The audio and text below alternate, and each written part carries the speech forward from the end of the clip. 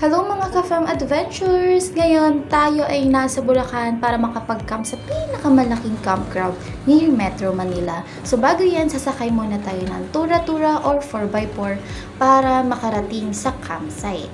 So umaabot tayo dito ng 30 to 40 minutes. Pwede din kayo mag-direct dito pababa. So ayan, nandito na tayo sa The Secret Heaven. So napili naming pwestuhan ng aming tent dito sa tapat ng cave.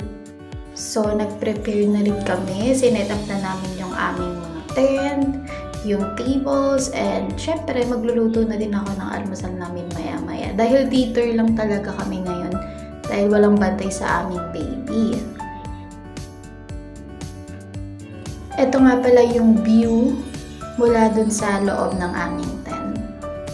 O, diba guys? Alam nyo, hindi ko ma-explain dito sa video kung gaano kaganda tong lugar na to. And matagal ko na talagang gustong pumunta dito since 2019 pa. But, nung time na yon, hindi ko pa talaga naisip mag-camp. Pero I'm into nature talaga.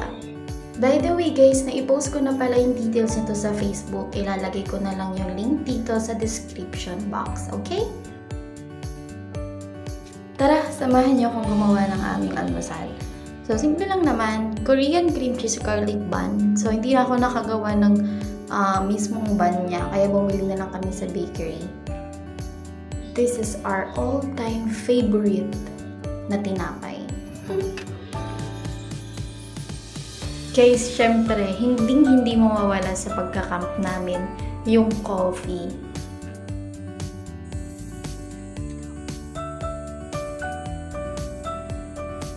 Ayan, so drip coffee and then ang gamit naming beans ay Arabica, dark roast. Napakasarap talagang magkape kapag nagka-camping. Tapos ganito pa yung view. Heaven na heaven. O diba, ayun yung pwesto ng tent namin. Napakaganda. Tsaka sobrang linaw ng tubig guys. Tignan nyo naman. Akala nyo mababaw yan? No! Diyan pa lang kami malapit sa may pangpang. Ang lalim na niya. Bali sa kabilang river na lang kami nag-swimming. Kasi ang lalim talaga dun sa may river tapat ng tent namin. Dun sa tapat ng cave. Pero dito saktuhan na. Diba? Ang saya-saya ko dyan. Sobrang nakaka-relax talaga dito sa place na to guys. Sana magkaroon kayo ng chance makapunta dito.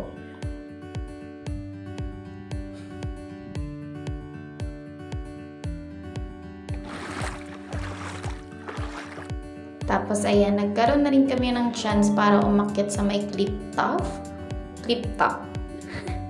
Basta yun na yun, aakyat kami dun sa may bandang kuweba. Ayan. So, hindi naman siya ganun kahirap akyatin. Madali lang. Alam nyo guys, sabi ko nga dapat dito na lang kami pumesto kasi sobrang ganda ng view. Grabe. Kaya na sobrang lalim ng tubig. Mas malalim dun sa may pinuwestohan namin. So, ayan. Enjoy the view.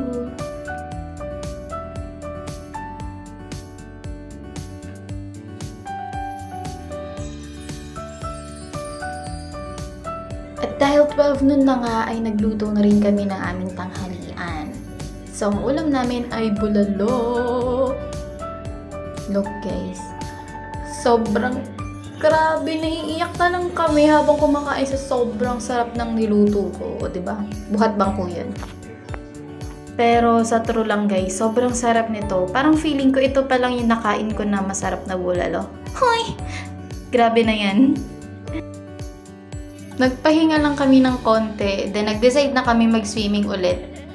Sa kabilang part pala to ng river, kasi nga medyo mababa dito. So, mas nag-enjoy kami, kasi hindi kami marunong lumangoy masyado.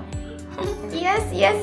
Nakasakay na rin ako sa crystal clear kayak, oh my god. Kasi wala tayong pang bora, kaya dito at least nakasakay tayo. 100 pesos nga pala yun guys, for picture taking.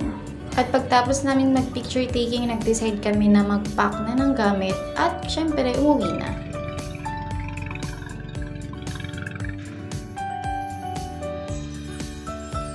At ito nga, meron nang sumundo sa aming tura-tura 4x4.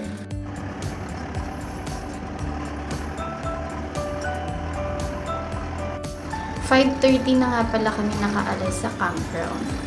So, ayun guys, pauwi na kami. Maraming salamat sa nakapanood ng video na to. Bye! Please like, share, and follow, okay? I love you all!